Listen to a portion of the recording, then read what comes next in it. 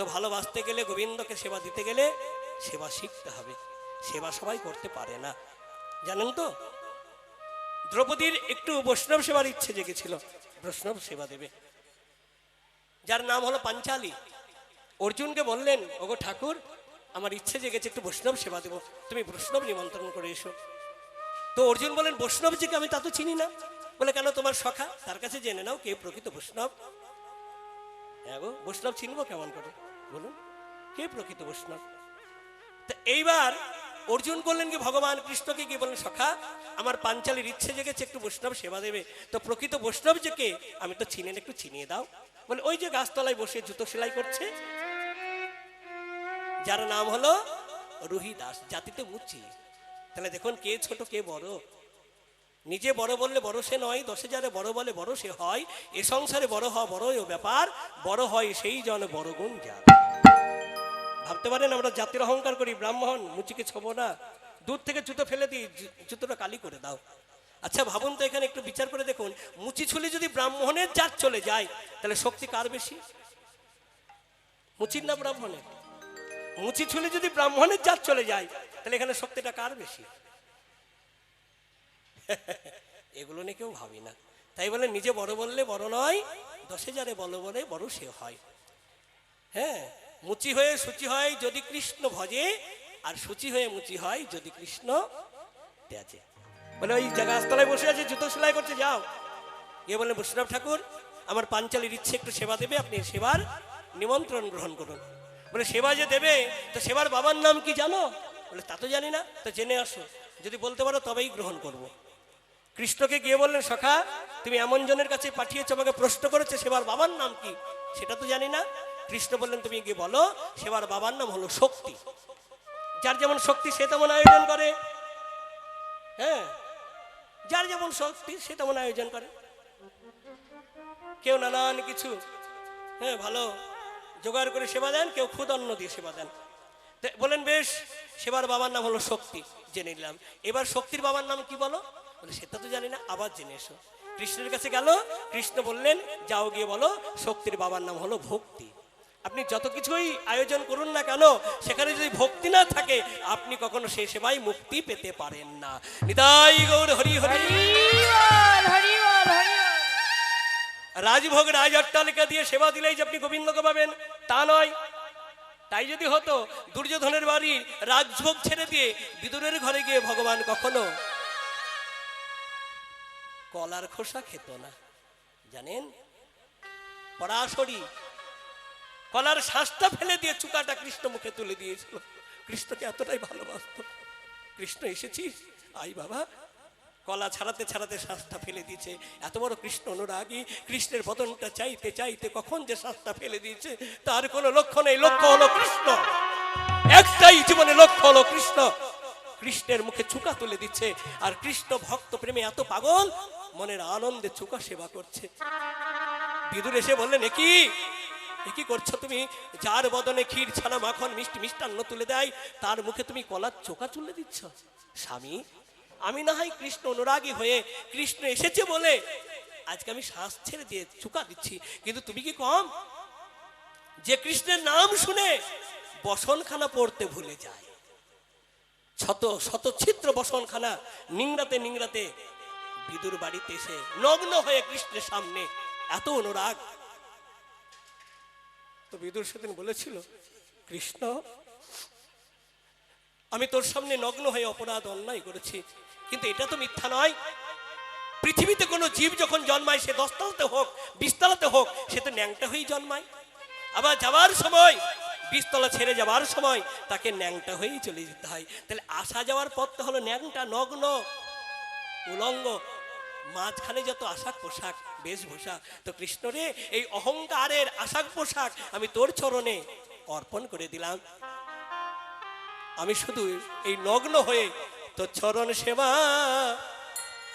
করতে পারি। চরণ সেবা করিতে পারি, চরণ সেবা করিতে পারি। শুধু এ জন্মে নয়, নিগূঢ় তত্ত্ব আমরা জেনে যাব। এত থাকলো, আপনারা এখানে বড় বড় কীর্তনিয়া এসে অনেক কথা বলেছে, আপনারা শুনেছেন। অর্জুনের দাস নাকি ভগবান কৃষ্ণ, কি তাই তো নাকি? অর্জুনের রথ চালিয়েছে, মানে অর্জুনের কর্মচারী হয়ে, রথের ড্রাইভার হয়ে কৃষ্ণ অর্জুনকে রক্ষা করেছে। এমন পর্যন্ত অর্জুনের মাথায় ছাতা, কৃষ্ণের মাথায় কোনো ছাতা ছিল না। বলে আমি রোদ সহ্য করব, বৃষ্টি সহ্য করব, কিন্তু আমি ভক্ত সেবা করে যাব। কিন্তু কৃষ্ণের দাসত্ব করতে গেল কেন? কেন করতে গেল? যাকে যোগীরা যোগে পায় না, মুনিরা ধ্যানে পায় না, ঋষিরা তপস্যাই পায় না, আর সেই ভগবান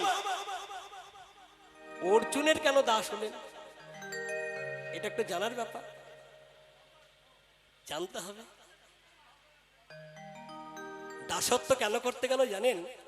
একদিন কৃষ্ণের দুই হাত ধরে দুইজন টানাটানি করছে, একদিকে দুর্যোধন, একদিকে অর্জুন। দুর্যোধন বলেন, এই যে কৃষ্ণ শোন, ভালো করে কান খোলে শোন, কুরুক্ষেত্রের মাঠে তোকে আমার পক্ষে থাকতে হবে, আমি তোকে চাই। কত বড় অহংকার দেখছেন? এই অহংকারটা কার হয়? যার শক্তি, শিক্ষা, প্রাচুর্য থাকে তার হয়। আর অর্জুন এক হাত ধরে বলছে, মাধব আমি কি তোমাকে পাবো? সেই কর্মকে আমি করতে পেরেছি। হে মাধব, বলো না মাধব, আমি কি তোমাকে পাবো মাধব? এখানে জানা যাচ্ছে না ভগবান কার হতে পারে। তো কৃষ্ণ সেদিন বললেন, দুর্যোধন বা অর্জুন, তোমরা দুজন, আমি একা, আমি তো দুজনের হতে পারবো না। তাহলে যে কোনো একজনের হতে গেলে একটা লটারি করতে হবে। লটারি মানে ভাগ্য পরীক্ষা। লটারিটা কি? দ্বারকায় শয়নকক্ষে আমি পালঙ্কে ঘুমাবো, প্রথমে নয়ন মিলে আমি যার মুখ দর্শন করব, আমি তার। মানে এই সামান্য ব্যাপার, তাই হবে। কৃষ্ণ মনে মনে বললেন, ব্যাপারটা সামান্য, কিন্তু করাটা বড় সামান্য নয়। দ্বারকায় গিয়ে একটি পালঙ্ক সাজালেন, ভক্ত পরীক্ষা করবার জন্য দুটো আসন নিয়ে এলেন, একটা সিংহাসন আর একটা ক্ষুদ্র কুশের আসন।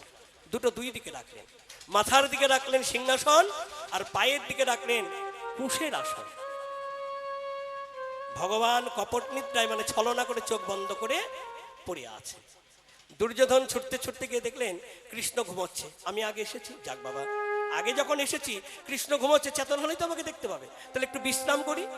বিশ্রাম করবো কোথায়? ও কৃষ্ণ, আমি যে সিংহাসনে বসা মানুষ সেটা তুমি ভালোভাবেই জানো, যার জন্য আমার জন্য একটা সিংহাসন এনে রেখেছো। দুর্যোধন করলেন কি, ওই যে মাথার দিকে সিংহাসন না, পায়ের উপরে পা তুলে পাটা নড়াচ্ছে।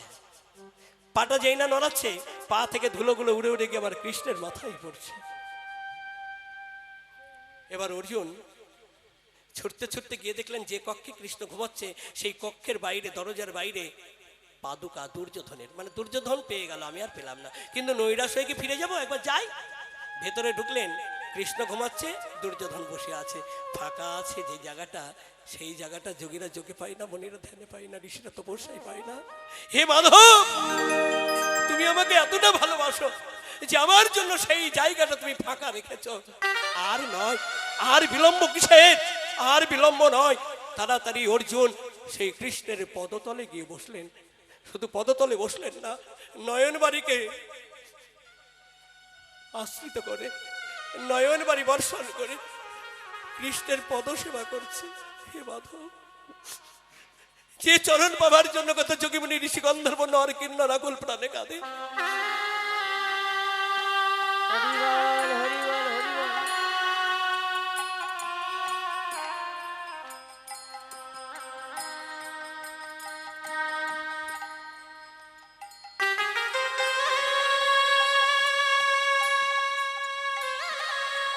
যে চরণ পাবার জন্য কত যোগীমুনি ঋষি গন্ধর্ব নর কিন্নর দেবগণ পর্যন্ত কাঁদে, সেই চরণে যখন একটিবার আমার দিকে এগিয়ে দিয়েছে, হে মাধব কথা দাও তুমি এই চরণে যেন আমার কাছ থেকে কোনোদিন কেড়ে নেবে না। কেড়ে নিবি না, আমার যে কুলে জন্ম হোক না কেন, ঢোকে না কেন? আমার কোনো উচ্চ কুলের দরকার নেই, আমার ধনী হবার কোনো বাসনা নেই। বাসনা নেই। যে কুলে আমায় জন্ম দাও না কেন, যতই নিচু কুলে জন্ম দাও না কেন, হে মাধব, এমতো ভাবে প্রতি যুগে যুগে জন্মে জন্মে আমি যেন তোমার পদ সেবা।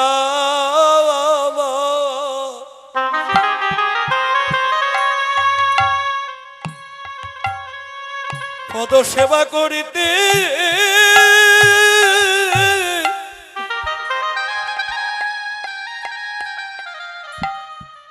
আমি করিতে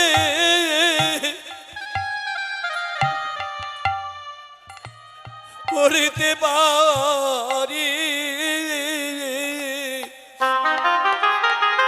আমি পদ সেবা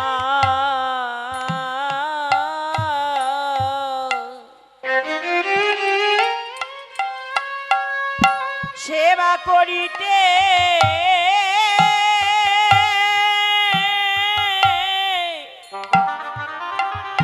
করিতে পারি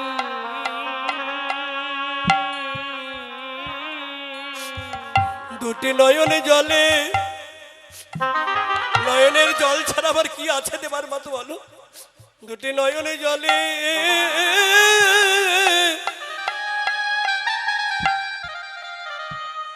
আমি ভেসে ভেসে ভেসে জানো তোমার পদ সেবা আমি করিতে করিতে পারি দুটি নয়নে জলে তাই গৌরী প্রেমানন্দ হরি হরি বল।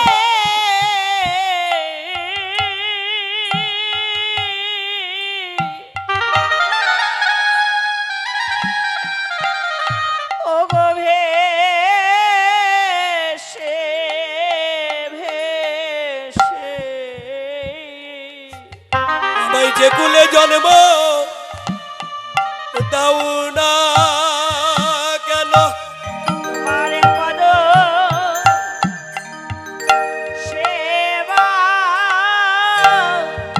করিতে পারি ওগো এ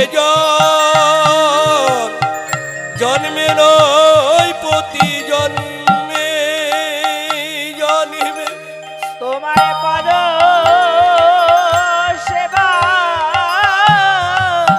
করিতে পারি যে কুলে জন্ম দাও না কেন তোমার পদ সেবা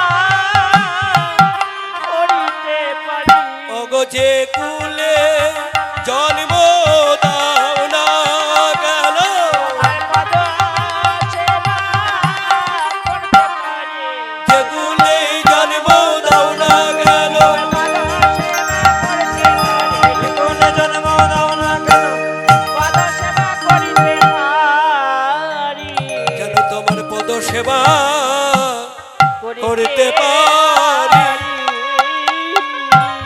ভগবানের চরণ সবাই পায় না মাথায় রাখবেন তার ছোট্ট দৃষ্টান্ত গাছে একটা গাছে অনেক ফুল ফোটে হাজার হাজার ফুল ফোটে সব ফুল কিন্তু মন্দিরে গিয়ে রাধা মাধবের চরণ পায় না কেউ ঝরে ঝরে মাটিতে গড়াগড়ি যায় কেউ মোটা মোটা মালা হয় নেতা মন্ত্রীর গলে দোলে কেউ বা নাচমহলে কেউ বা বিয়ে বাড়ি ফুলসজ্জা খাটে শোকায় তাহলে পাইকে যে ফুলের গুরু কৃপায় ভক্ত সঙ্গ হয় সেই ভক্ত সঙ্গগুণে মন্দিরে গিয়ে মাধবের চরণ পায় তাহলে ফুটলাম বটে কিন্তু সেবাই যদি না লাগলাম তাহলে অমন ফোটাচ্ছে না ফোটাই ভালো ছিল হ্যাঁ তো মাধব তোমার চরণ সেবা যেন আমি করতে পারি যখন বারবার কেঁদেছে অর্জুনের চোখ থেকে জল কৃষ্ণের চরণে পড়েছে কৃষ্ণ চমকে উঠেছে সব সইতে পারে ভক্তের নয়ন বাড়ি সইতে পারে না চমকে উঠে একেবারে সরাসরি অর্জুনকে বক্ষ মাঝে জড়িয়ে ধরে বললেন অর্জুন আমি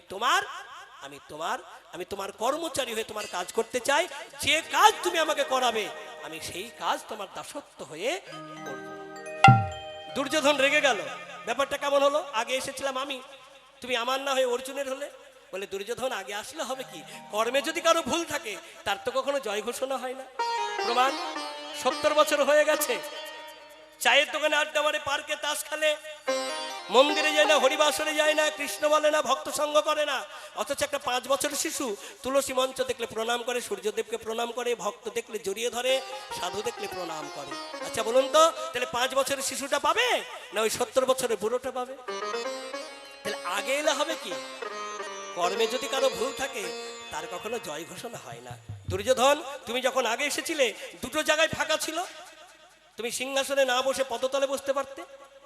হ্যাঁ গো, একটা ঘুমন্ত ব্যক্তি চেতন হয়ে নয়ন মিলে তার লক্ষ্য কোন দিকে পড়বে, পায়ের দিকে না মাথার দিকে? ও, তোমার আকাঙ্ক্ষা হলো উচ্চ আকাঙ্ক্ষা, উচ্চ দিকে লক্ষ্য, তোমার ওই সিংহাসনে লক্ষ্য। তুমি সিংহাসনে বসেছো, তুমি পদতলে বসতে পারতে, সেখানে বসো নাই। কিন্তু দুর্যোধন, আমি তোমাকে অভয় বানিয়ে দিলাম, আমি অর্জুনের হয়ে থাকবো বটে, কিন্তু কুরুক্ষেত্রের মাঠে কোনো অস্ত্র ধরবো না। দুর্যোধনের এখানে সাহস হলো, যত বড় যোদ্ধা বীর ক্ষমতা হোক না কেন, যদি অস্ত্র না ধরে, থাকাও যা না থাকাও তা, ভয় নেই। কিন্তু এই যে প্রতিজ্ঞা, গঙ্গা পুত্র ভীষ্ম, শান্তনু পুত্র ভীষ্ম জানতে পারলেন যে কৃষ্ণ এত বড় প্রতিজ্ঞা করেছে, কুরুক্ষেত্রের মাঠে কোনো অস্ত্র ধরবে না। গঙ্গা পুত্র ভীষ্ম সঙ্গে সঙ্গে বললেন, কৃষ্ণ, তোমার প্রতিজ্ঞা হলো তুমি অস্ত্র ধরবে না, আর আমার প্রতিজ্ঞা তোমাকে অস্ত্র ধরাবো। কবে ধরালো? অর্জুনের সঙ্গে যখন ভীষ্মের যুদ্ধ শুরু হয়ে গেল, অর্জুনকে লক্ষ্য করে ভীষ্ম গান্ডীবে এমন একটা বাণ জুড়লেন, যে বাণটা ছাড়লে অর্জুনকে কেউ রক্ষা করতে পারবে না, স্বয়ং কৃষ্ণও না।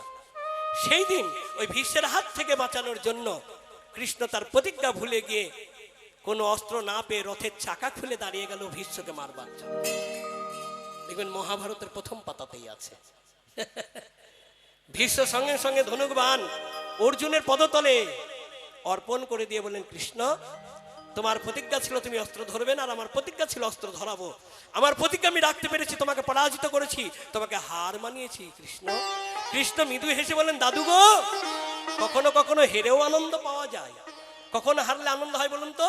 যদি পিতা পুত্রে খেলা হয়, পুত্রের কাছে যদি বাবা হেরে যায়, বাবার খুব আনন্দ হয়, আমার ছেলে খেলোয়াড় বড় হয়েছে, এ তো আমারই আনন্দ। তো দাদু, এটা আমার হার নয়, এটা আমার জিত। এইরকম হার প্রতি জন্ম জন্মান্তরে যেন ভক্তের কাছে আমি হেরে থাকতে পারি। হরি হরি।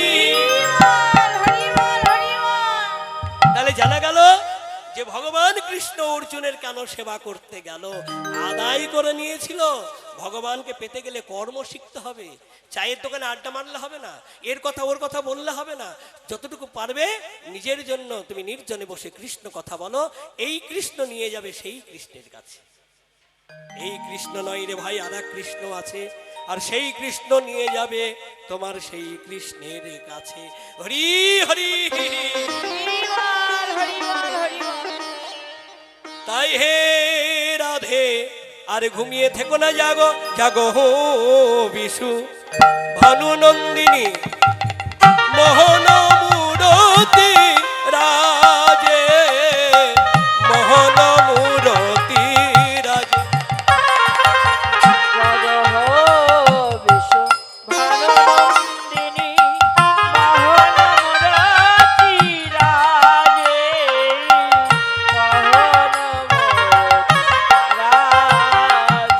বলি রাধে তুমি জাগো জাগো, রাধে তুমি জাগো জাগো, তুমি জেগে শ্যামের জাগায়ে দাও।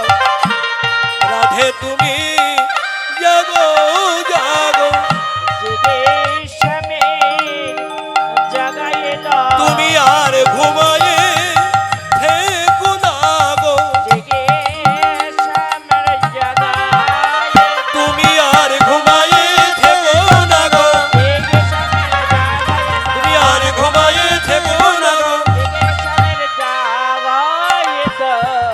রাধে তুমি জাগো জাগো। এখানে জানার বিষয়, আগে রাধারানীকে জাগাচ্ছে কেন?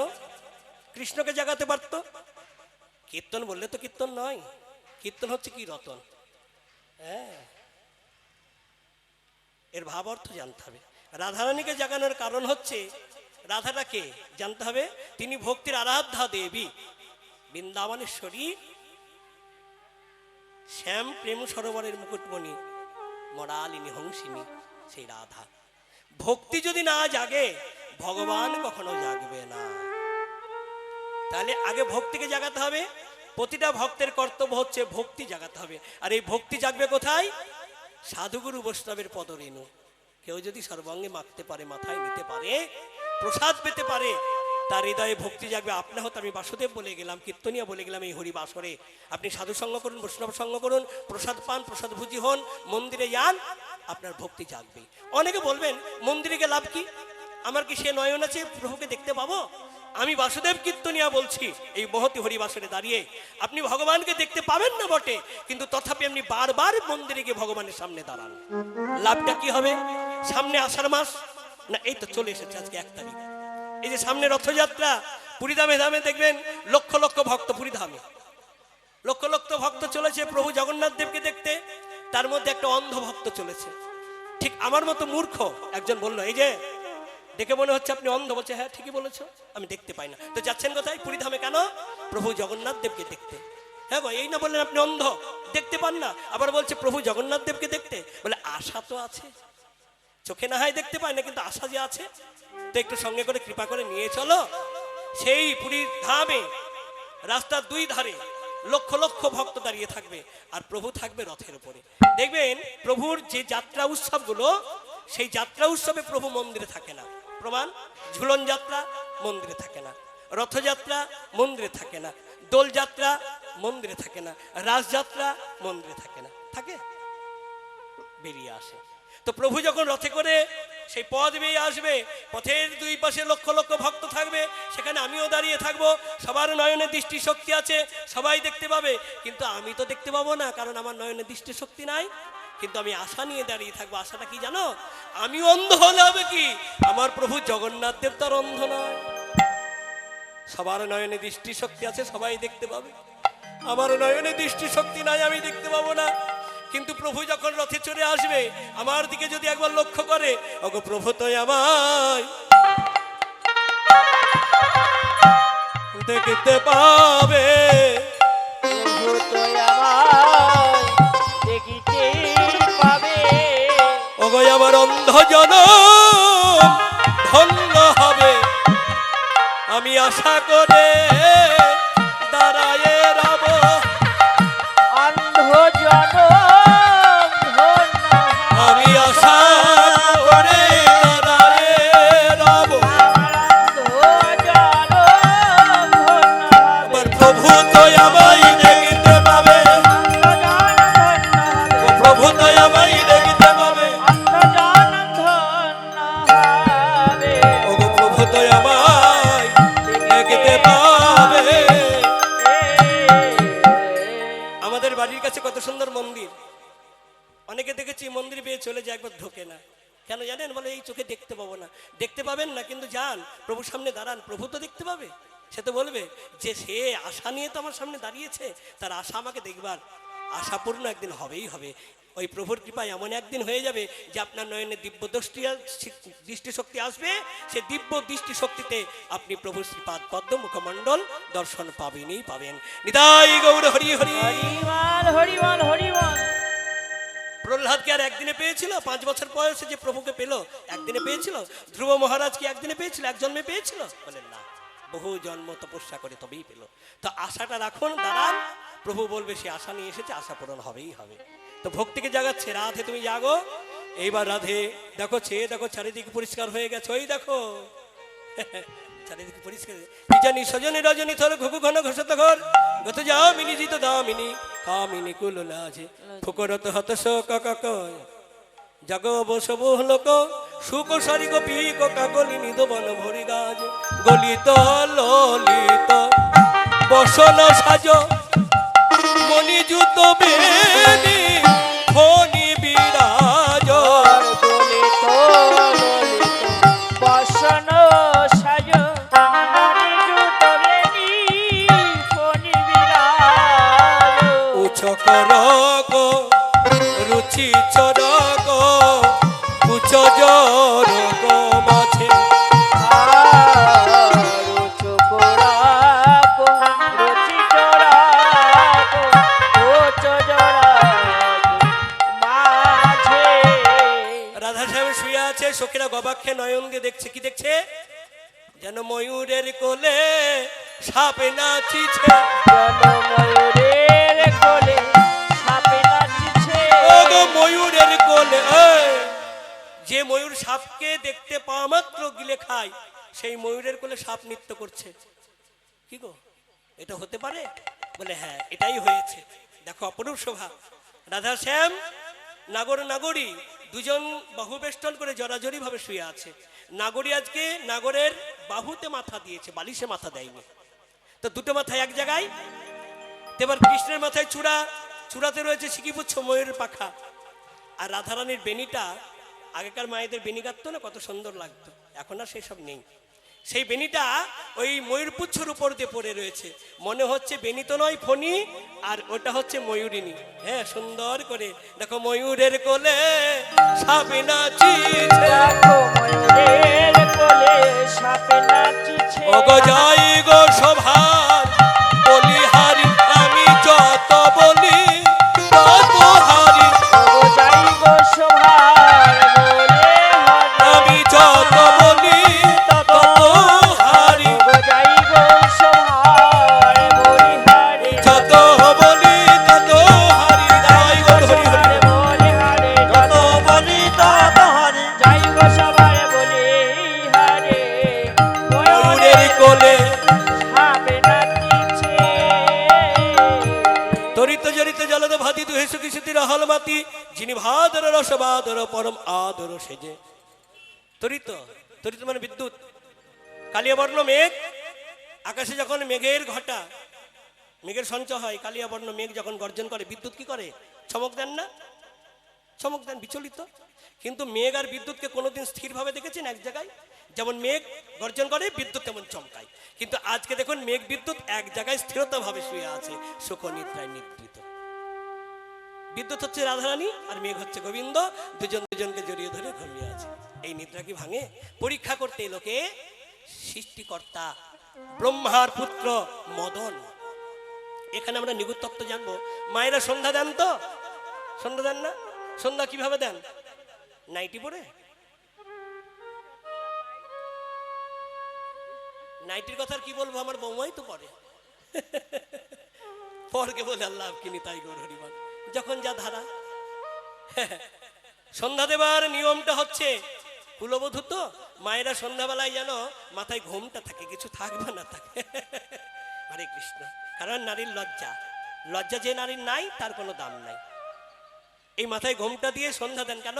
সন্ধ্যাকে সবাই অর্ঘ্য জানান, এ সন্ধে তুমি অসতী নও, তুমি কলঙ্কিনী নয়, আমরা তোমাকে সন্ধ্যা জানাই, শ্রদ্ধা জানাই। এই সন্ধ্যা কে গো? সৃষ্টিকর্তা ব্রহ্মা যখন এক এক করে তাদের সন্তানকে সম্পদ দিল, কনিষ্ঠ সন্তান মদনকে 5খানা বান দিয়েছিল। এই 5টা বান দিয়ে বলেছিল যে সর্বত্র যাবে, কিন্তু বৃন্দাবনে যাবে না। মদনের অহংকার হলো যে পিতা তুমি আমায় অস্ত্র তুলে দিলে, এটা আমাকে ভয় দেখাচ্ছে বৃন্দাবনে যেতে, তাহলে বৃন্দাবনে কে এমন পুরুষ আছে আমি বৃন্দাবনেই আগে যাব। কিন্তু তার আগে পরীক্ষা, পিতা তুমি যে অস্ত্র আমাকে দিলে সেই বানগুলো আমি পরীক্ষা করে জানতে চাই। বলে পরীক্ষা করবি, করে নে। ব্রহ্মার জানা ছিল না সেই বান তাকেই নিক্ষেপ করবে। মদন করলেন কি বালকের ন্যায়, সেই বান নিজ পিতাকে যেই না নিক্ষেপ করেছে, ব্রহ্মা নিজ বানে আজ জর্জরিত হয়ে কামে কামাতুর হয়ে নিজ কন্যা সন্ধ্যাকে আলিঙ্গন দিলেন। ব্রহ্মার মাথা ছিল কয়টা? 5টা। সঙ্গে সঙ্গে ভোলানাথ যে নয়নে কাম দৃষ্টিতে নিজ কন্যার প্রতি চেয়েছিল, ব্রহ্মার মাথা একটা কেটে দিলেন। সেই মাথা থেকে তৈরি হয়ে গেল প্রদীপ। আর যে জিহ্বা লালায়িত হয়েছিল নিজ কন্যার প্রতি, ভোলানাথ বলেন সেই জিহ্বা হবে সলতে, যে সলতে এই অপরাধে তোমাকে জ্বলে পুড়ে ছাই হতে হবে। তাহলে জেনে নিলাম, প্রদীপটা হলো ব্রহ্মার মাথা আর সলতেটা হলো ব্রহ্মার জিহ্বা, যে অপরাধে আজ তাকে এইভাবে জ্বলে পুড়ে ছাই হতে হচ্ছে। তো ব্রহ্মা বলেছিল, আমি আজকে কামাতুর হয়ে, কাম অন্ধে অন্ধ হয়ে, মা তোকে আমি চিনতে পারিনি, অপরাধ করেছি। আমি ঘোষণা করলাম জগতে তুই সবার কাছে পূজিত হয়ে, প্রতিটা নারীর কাছে তুই শ্রদ্ধার পাত্রী হয়ে বেঁচে থাকবি। তাই গৌর হরি হরি। হরিবল হরিবল হরি। তাই মায়েরা যদি সন্ধ্যাবেলায় সন্ধ্যা দিতে পারে, তার শত কলঙ্ক দূর হয়ে তিনি সতী সাধ্বী পবিত্রী হয়ে যায়। জানা গেল? তো এসেছে দুজন, দেখে বান নিক্ষেপ করছে, কিন্তু রাধারানী এক এক করে 5টা রসে 5টা বান মিশিয়ে নিল, মদন শূন্য হয়ে গেল। সর্বধর্ম পরিত্যাজং মামেকং শরণং ব্রজ। মদন রে, যে সর্ব অপরাধ করে ব্রজে এসে গড়াগড়ি দেয়, তার পাপ খণ্ডন হয়। আর তুই ব্রজে এসে অপরাধ করলি, মাথায় রাখবি অজ্ঞানী পাপ করলে জ্ঞানীদের কাছে গেলে মোচন হয়, জ্ঞানী পাপ করলে তীর্থে গেলে মোচন হয়, আর তীর্থে এসে পাপ করলে সে পাপের কোনো মোচন নাই। তোকে অভিশাপ দিলাম, তুই আজ থেকে শূন্য মদন, তুই নবীন মদন হয়ে যা। মদন বললেন, প্রভু গো, কথা দিলাম বৃন্দাবনের ছোট্ট একটু কুটির তৈরি করে তোমাদের যুগল ভজনা করে এই বৃন্দাবনের রাঙারাজি আমি গড়াগড়ি দিয়ে কাঁদবো। যার জন্য দেখবেন এই হরিবাসরে কেউ যদি গড়াগড়ি দিয়ে কাঁদতে পারে তার শত অপরাধ খণ্ডন হয়ে যায়। এর একটা মাহাত্ম্য আছে। আজকে আপনি গড়াগড়ি দেন, আপনি ভালো ছাড়া কোনো খারাপ ক্রিয়া পাবেন না। হরিবাসর শেষ হয়ে যাবে, এই মাটিতে এসে যদি গড়াগড়ি দেন আপনার গায়ে চুলকানি বেরোবে। তাহলে সাধুগুরু বৈষ্ণবের পদধূলির কত গুণ, শত অপরাধ খণ্ডন হয়। তো রাধে তুমি আর ঘুমিয়ে থেকো না, কথায় কথায় টাইম শেষ হয়ে যাচ্ছে। রাধে তুমি জাগো জাগো,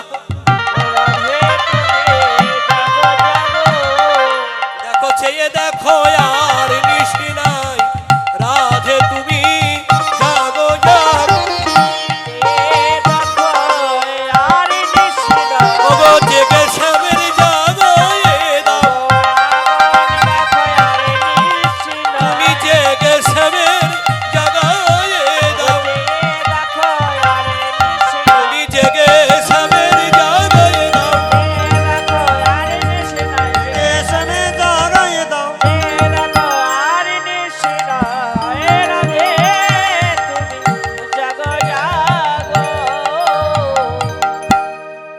রাধে জাগো, বিপদে পড়লো যুবতীবৃন্দ গুরুজনগতিক অহবমন্দ জগদানন্দ সরবী রস রসবতী রস রাজ। সখীরা সব দুঃখে কাতর হয়ে আজকে কাঁদছে। কেন? যে আজকে যুগল ভাঙতে হবে আমাদেরকে। এমন সময় কোন সখী বুদ্ধিমতী তিনি বললেন, সখীরে, যদি আমরা না জাগিয়ে এই বনদেবতা কানন দেবীকে একটু আদেশ করি, সে যদি পক্ষীগণের কলরবে একবার জাগাতে পারে, তাহলে এক কাজ কর। নিধুবনের বনদেবতা কানন দেবীকে তারা অনুনয় বিনয় প্রার্থনা করলেন, হে বনদেবতা, তুমি একবার পক্ষীগণকে আদেশ করো, তারা একবার রাধাশ্যামকে জাগিয়ে দেখ। এবার করলেন কি জানেন?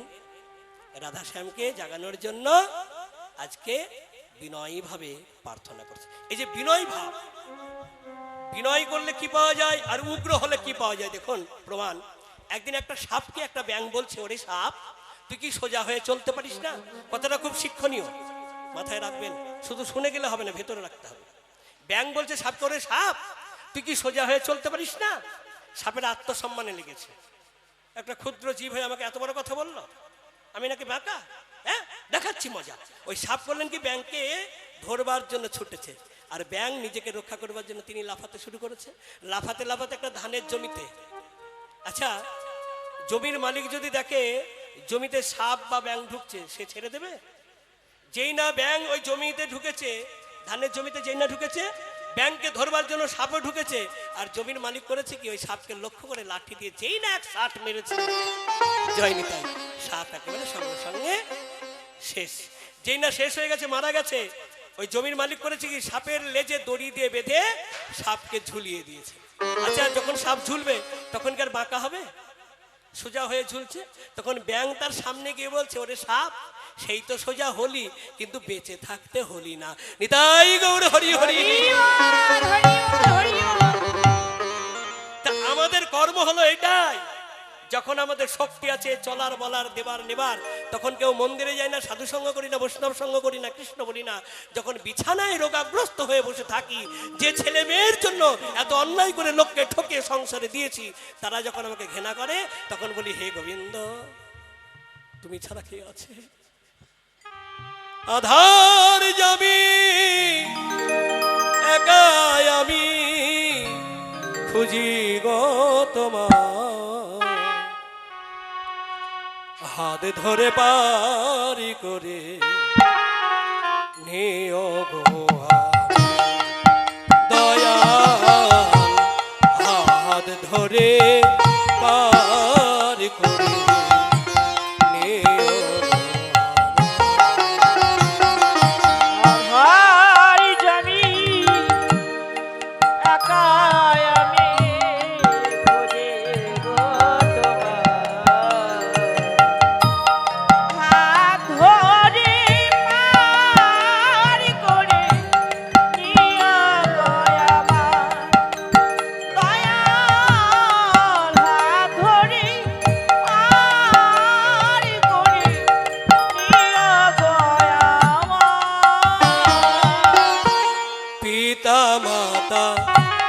ভগ্নী ভ্রাতা দুটি দিনের দেখা, শেষের দিনে স্বজন বিনে যেতে হয় একা। পিতা মাতা ভগিনী ভ্রাতা দুটি দিনের দেখা, শেষের দিনে সাধন বিনে যেতে হবে একা। সে উদ্দেশ্যে এই কুঞ্জ বর্ণন বা কুঞ্জ ভঙ্গ আপনারা সকলেই জানেন। আমার জ্যেষ্ঠ পুত্র আজকে আমাকে ছেড়ে অনেক দূরে চলে গেছে। সারা পৃথিবী খুঁজলেও আমি তাকে আর পাবো না। সে যদি আমার সন্তান হতো, আমার পুত্র হতো, তাহলে সে কি আমাকে ছেড়ে আমার আগে যেতে পারত? আজ বাড়ি রয়েছে, বাবা রয়েছে, মা রয়েছে, ভাই রয়েছে, বোন রয়েছে, আত্মীয় স্বজন সবাই রয়েছে, নিজ স্ত্রী রয়েছে, কন্যা রয়েছে, কিন্তু আজকে সে নেই। ভাবতে পারেন এই সংসারে কে কার? দুটো দিনের জন্য কেউ কারো সন্তান, কেউ কারো স্বামী, কেউ কারো পিতা, কেউ কারো খুড়ো জেঠু দাদু, কাল পূর্ণ হলে সকলকে চলে যেতে হবে। পিতা মাতা ভগ্নী ভ্রাতা দুটো দিনের দেখা, এই দুটো দিনের জন্য এই পৃথিবীতে আমাদের আশা। সবাই আমরা সম্বন্ধ করে সংসারে অভিনয় করছি। যেদিন ছেলেটি আমাদের কাছ থেকে চলে যায়, আপনারা সকলেই জানেন আমি বাড়িতে ছিলাম না, ছিলাম আমি ভুটানে হরিবাসরে। কি রাধারানী কৃপা জানেন! হরিবাসরে রাধারানীর কৃপায় আমি ভুটানে যখন রাত্রি 10টা থেকে রাত্রি 2টো রূপ অনুরাগ গাইছিলাম ভগবান কৃষ্ণের, দিয়ে ওখান থেকে আর এক জায়গায় যাবো। ওখানে তো চেনে কীর্তন থাকে, আমার পরপর কীর্তন থাকে। আর এক জায়গায় যখন যাব, ঠিক 4:20 ঘটনা ঘটেছে, আমি 4:30-র মধ্যেই খবরটা পেয়ে গেছি। এটা রাধারানীর কৃপা। সেই সময় যদি আমি খবর না পেতাম, তাহলে এসে ছেলের মুখটা বুঝে আমার ভাগ্যে আর হতো না দেখা। ঠিক দেখা আমার খবর হয়ে গেল। ডোমকল মেসেজ করেছে দৌলতাবাদ থানাকে, দৌলতাবাদ থানা। যাই হোক, রাধারানীর কৃপায় আমার নাম্বারটা ছিল আমার এক ছেলে ভাইপোর কাছে। সে আমাকে ফোন করে, কাকা তুমি যত দূরেই থাকো তাড়াতাড়ি চলে এসো, তোমার একটা দুর্ঘটনা ঘটে গেছে। সেখানকার ওই স্টেশন মাস্টার আমাকে সুন্দর করে ভিআইপি টিকিট বানিয়ে গাড়িতে তুলে দিলেন। এসে রাত্রি 1:15 নেমে আমি শ্মশানে গেলাম। যে ছেলে আমার মুখে আগুন তুলে দেবে, সেই ছেলের মুখে আমি আগুন তুলে ছেলেকে চিরবিদায় দিলাম। তাহলে ভাবুন তো এই সংসারে কে কার? আজকে সব পড়ে আছে, আমাদের মধ্যে সেই আমার ছেলেটি নেই। কিন্তু সবই তো মেনে নিতে হবে। কিন্তু আমি ধৈর্য ধরেছি, একমাত্র হয়তো 2টো হরি কথা শিখেছিলাম, এই কীর্তন শিখেছিলাম বলে এই কীর্তনের মধ্যে থেকে আমি একটু কাটিয়ে দিতে পারি। কিন্তু ভোলা যায় পুত্র শোকের যে কি জ্বালা, এই জ্বালা স্বয়ং ভগবান রামচন্দ্র করে গেছে ত্রেতা যুগে। যখন রাবণ লক্ষণকে শক্তিশাল মারে, সেই শক্তিশাল রামচন্দ্র বিশ্বম্ভর মুক্তি ধারণ করে লক্ষণের বুক থেকে শক্তিশালকে বিতাড়িত করে দ্বিখণ্ডী করে, মানে 3টে খণ্ড করে ফেলে দিলেন। শক্তিশাল প্রভুর চরণে এসে বললেন, প্রভু গো, আমি ছিলাম রাবণের ঘরে, লক্ষণের কাছে আমায় আশ্রয় দিল, তুমি সেখান থেকে আমাকে তুলে ফেলে দিলে, এখন আমি যাব কোথায়? বলে 3টে জায়গায় তোকে জায়গা দিলাম। কোথায়? পুত্রহারা পিতার বুকে গিয়ে বাস কর। পুত্র শোকের যে কি জ্বালা, তার নাম হলো শক্তিশাল। আর একটা পতিহারা নারীর কাছে, তার বুকে গিয়ে, কোন নারীর আগে যদি স্বামী চলে যায়, সে মায়ের যে কি জ্বালা, পতি হারানোর জ্বালা যার হয়েছে সে ছাড়া জানে না। আর একটা কোন গুণধর ভাই যদি দাদার আগে চলে যায়, সেই ভাতৃ বিয়োগের যে কি জ্বালা যার হয়েছে সে ছাড়া কেউ জানে না।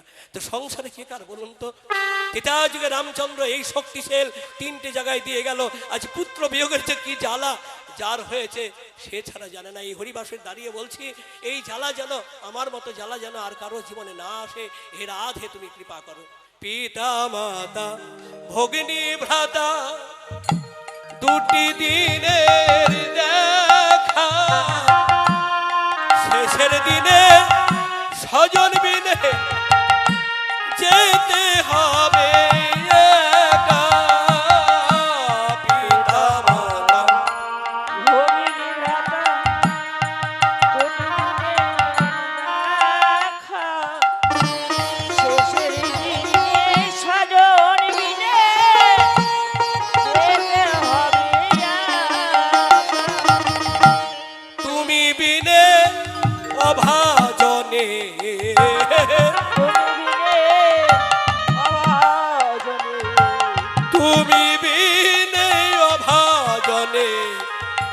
কে তরিবে হায় হাত ধরে পার করে নিও আধার যাবি একাই আমি খুঁজি গো তোমার হাত ধরে পার করে নিও দেখা দাও দেখা দাও দেখা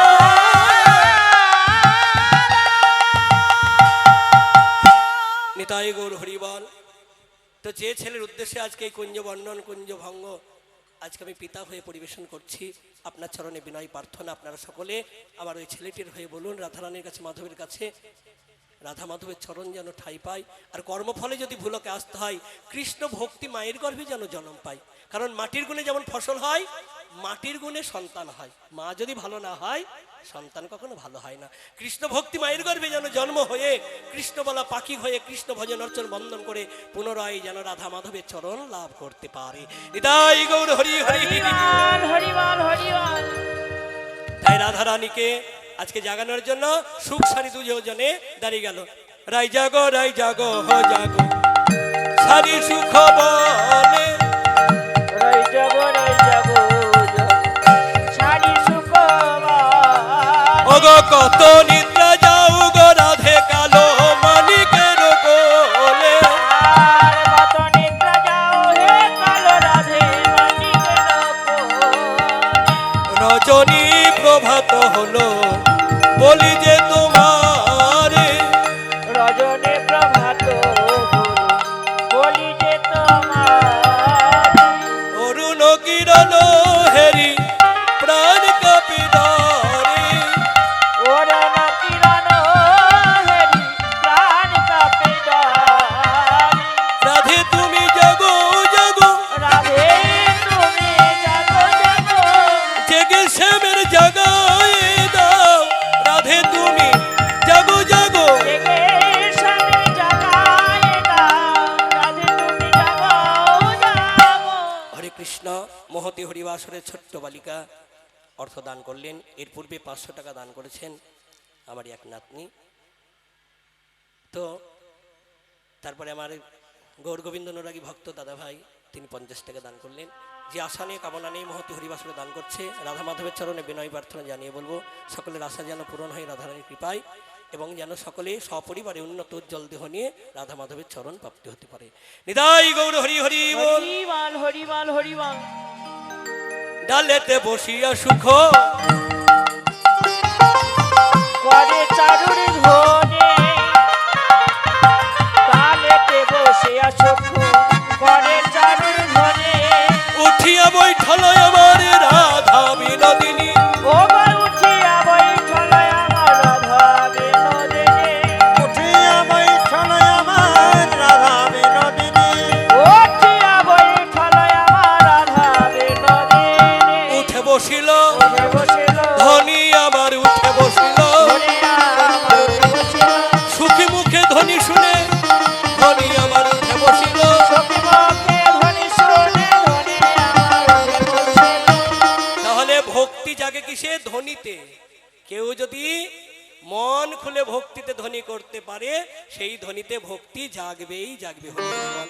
বলতে অনেক কথা, যাই হোক টাইম শেষ, 10টার মধ্যে আমাকে ছাড়তেই হবে, কারণ এত বড় মহতি এই হরিবাসর আপনারা সকলেই জানেন। অনেক পরিশ্রমের ফলে কমিটি দাদারা দূর দিগন্তে নানান বাড়ি থেকে এই মাধুগিরি করে ভিক্ষা করে কর পেতে আজকে এই মহতি হরিবাসর সৃজন করেছে। আজকে আমার ভাঙার পালা। কত ভাগ্য আমার দেখুন। নিতাই গৌর হরিবল। আবার না ভাঙলেও তো হবে না, আমার নতুন দিলে আমরা দর্শন পাবো না, আস্বাদন পাবো না। যাই হোক, সুখের মুখের কথা শুনে আজকে ধ্বনি জাগলো। ধ্বনি জেগে দেখলেন চারিদিক পরিষ্কার হয়েছে, আর নয়, এবার রাধা মাধবকে জাগাচ্ছে, রাধা মাধবকে জাগাচ্ছে। হরি হরি বলে এক এক করে অর্থ দান করছে সকলে। সবার মনসা যেন পূর্ণ হয় রাধারানীর কৃপায়। সকলে সপরিবারে উন্নত উজ্জ্বল দেহ নিয়ে যেন আমার রাধা মাধবের চরণ সেবায় লাগতে পারে। নিতাই গৌর হরি হরি হরিবল হরিবল হরিবল। উঠি আসে বিনোদিনী হেরি উঠি আসে বিনোদিনী হেরি শেষে রজনী আসে বিনোদিনী হেরি শেষে রাজনী দিন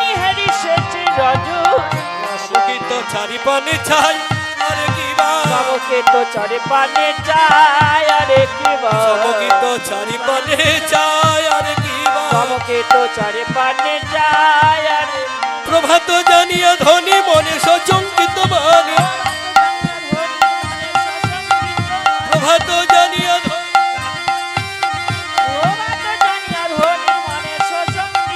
পদ চাপি বধুরে জাগা ও গো পদ চাপি বধুরে জাগা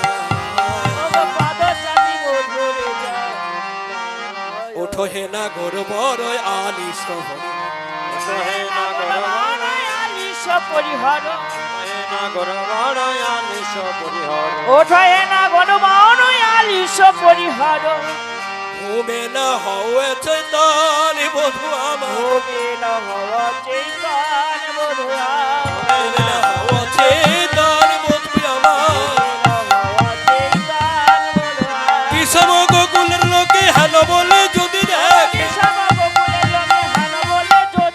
বিষম গোকুলের লোকে হেন বলে যদি দেখে কি বলিয়া বলিব বচন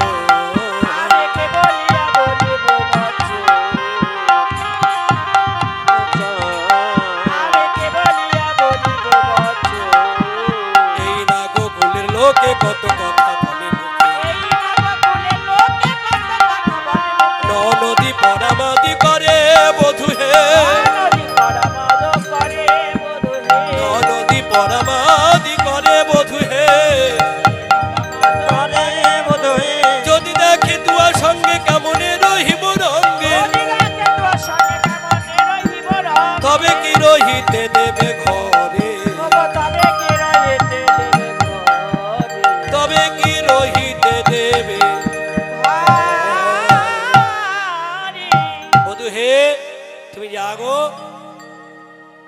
জেগে একবার আমার তুমি মান রক্ষা করো নিতাই গৌর হরি বল রাধারানীর এই আকুল প্রার্থনায় এবার নয়ন হতে জল বিগলিত হয়ে গোবিন্দ চরণে পড়েছে আর যেই না নয়নের জল গোবিন্দ চরণে পড়েছে গোবিন্দ আমার জাগরিত হলো জাগরিত হয়ে বললেন বধূ এবার আমাকে যেতে হবে বলে রাধে তোমাকে তো আমি ছাড়বো না রাধারানী বললেন তুমি আমাকে ছাড়বে না বটে আমার মন প্রাণ জীবন জীবন সব তোমার চরণে থাকবে তুমি দেহ বিদায় দেহ বিদায়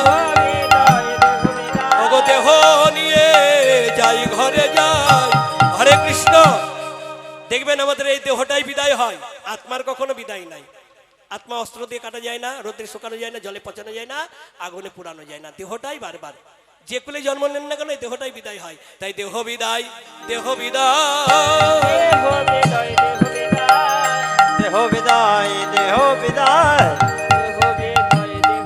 অগ দেহ নিয়ে যাই ঘরে যাই ওহে আমার পরার বধূ ওহে আমার পরাণ বধূ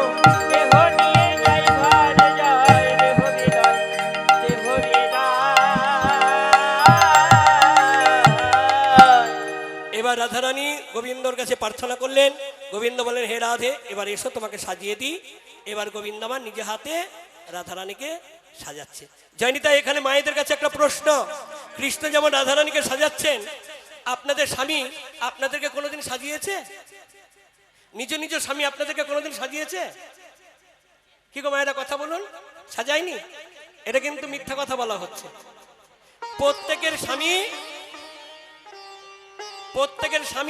প্রত্যেক নিজ স্ত্রীকে সাজিয়েছে তার জন্য সুন্দরী হয়েছেন রূপবতী হয়েছেন কেমন যখন নানান সাজগোজ করে বিউটি পার্লারে সাজগোজ করে ছাদনাতলায় বসেছেন ওই এক চিমটে সিঁদুর যদি না দিত তাহলে কেউ আপনাকে সুন্দরী বলতো না অঙ্গে অনেক অলংকার থাকতে পারে দামি শাড়ি থাকতে পারে কিন্তু সিঁথিতে যদি সিঁদুর না থাকে তাকে কেউ যেমন সুন্দরী বলে না ঠিক তদ্রূপ এটা হচ্ছে নিজ স্বামীর অলংকার সেই অলংকারে সবাইকে সাজিয়েছে কি তাই তো নাকি তাহলে একবার গোবিন্দ নামে ধনী হয়ে যাক নিতাই গৌর প্রেমানন্দ হরি হরি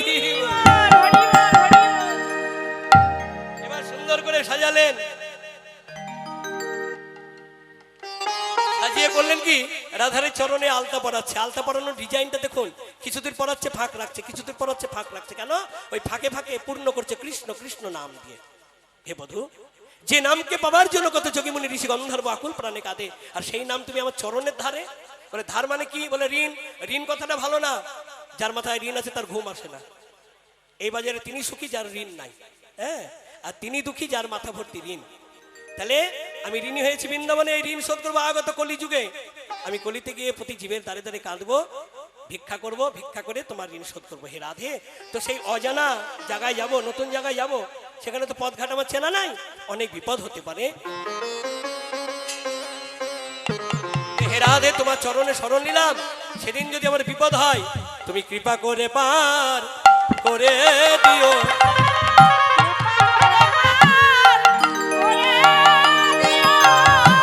ওগো রাধে বিনোদিনী, সেদিন কৃপা করে পার করে নিও।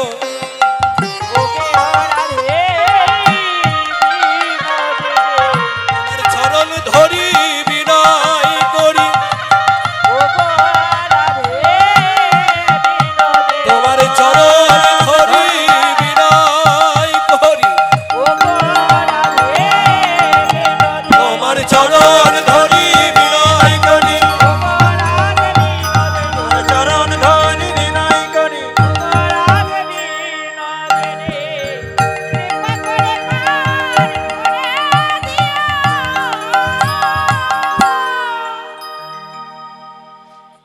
জয় নিতাই। রাধারানীকে সুন্দর করে সাজালো, এবার রাধারানী গোবিন্দকে সাজালেন, সুন্দর করে চুল আছড়ি দিয়ে চূড়া বেঁধে দিল, বনমালা পরিয়ে দিল, বাঁশি করে দিয়ে বলেন একবার ত্রিভঙ্গি ভঙ্গিমাতে দাঁড়াও। সুন্দর করে দাঁড়ালো, রাধা শ্যাম দুজন দুজনকে সাজিয়ে দুজন দুজনকে জড়িয়ে ধরে কাঁদছে। ললিতা বললেন শোন, এভাবে কাঁদিস নে, কাঁদলে সারা জীবনই কাঁদতে হবে, সময় মতো ঘরে চল, কিন্তু যাবার আগে একবার তোরা যুগল হয়ে দাঁড়া, যুগল মূর্তি দর্শন করি। নিতাই গৌর হরি বল। এবার সখীদের মনোবাসনা পূর্ণার্থে রাধারানী এবার গোবিন্দর বামে গিয়ে দাঁড়ালেন, সেই নিধুবনে কুঞ্জ মাঝে। জয় নিতাই, আপনারা সকলেই জানেন যে টাইমের মধ্যে আমাকে সমাপ্ত করতে হবে। এরপরে ঢোলক রয়েছে, নরনারায়ণ সেবা রয়েছে, এই মহতি হরিবা আসর। তো আপনাদের চরণে আমার বিনয় প্রার্থনা,